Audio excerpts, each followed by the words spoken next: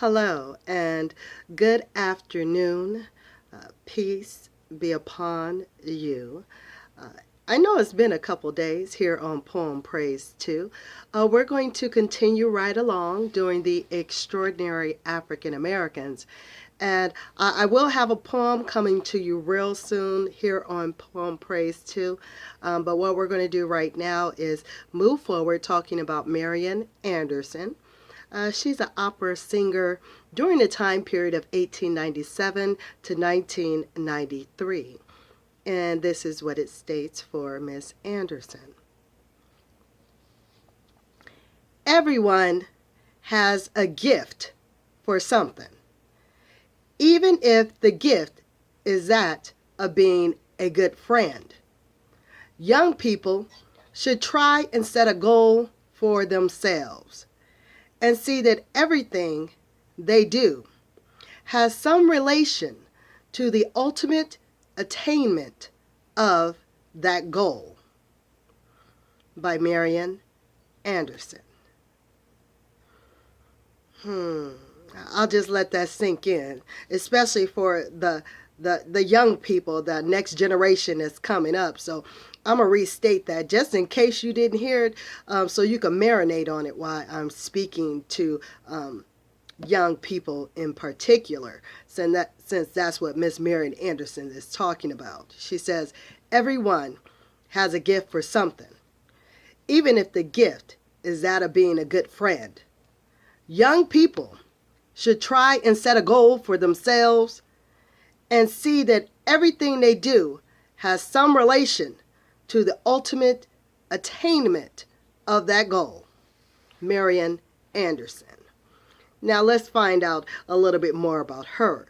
Now in 1939, Marian Anderson, one of the most famous opera singers in the world, was barred from singing in the Constitutional Hall in Washington, D.C. because she was black. Constitution Hall was owned by the Daughters of the American Revolution, DAR. The organization, citing racial reasons, refused to let Anderson perform there. Now, the incident made headlines across the country. First Lady Eleanor Roosevelt resigned from the DAR. She resigned from the Daughters of the American Revolution in protest. Now on Easter Sunday, 1939, Anderson performed. Instead at the Lincoln Memorial in Washington, D.C. 75,000 people, including many diplomats and politicians, gathered to hear her. Now, in response to the prejudice of the DAR, Anderson sang the Star-Spangled Banner. America, Ave Maria, and my soul is anchored in the Lord. A quiet, dignified woman, Anderson had always loved music. As a little girl, she often scrubbed her neighbor's steps to earn money to buy a violin.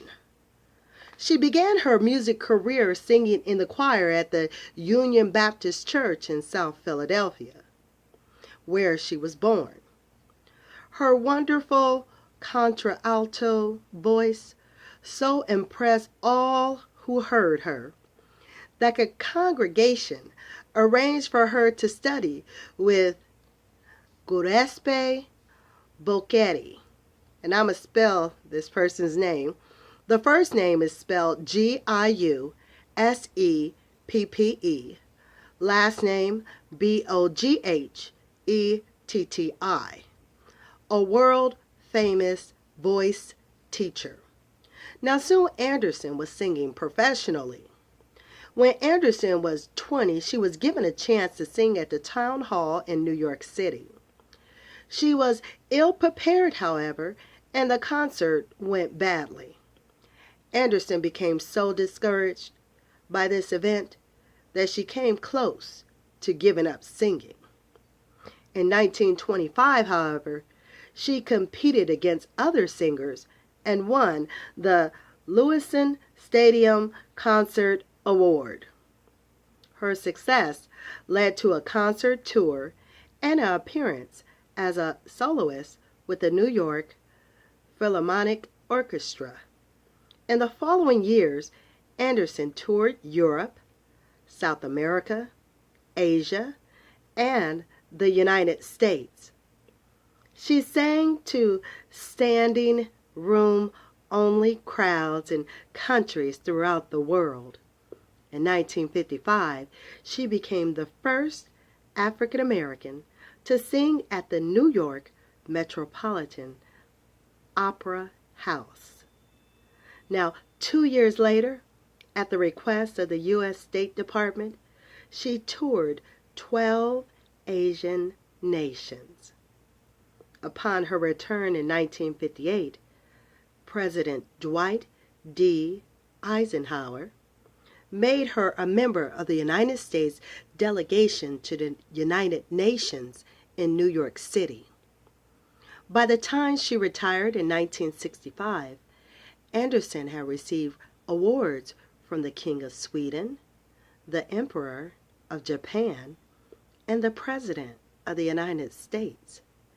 She had sung at the inaugurations of President Dwight D. Eisenhower and John F. Kennedy. The reaction of the music world to her talent can be summed up by the great orchestra conductor Arturo Toscanini. Now I'm going to spell that because I might not have said that correct. I know Arturo. The first name is spelled Arturo, and the last name is spelled Toscanini.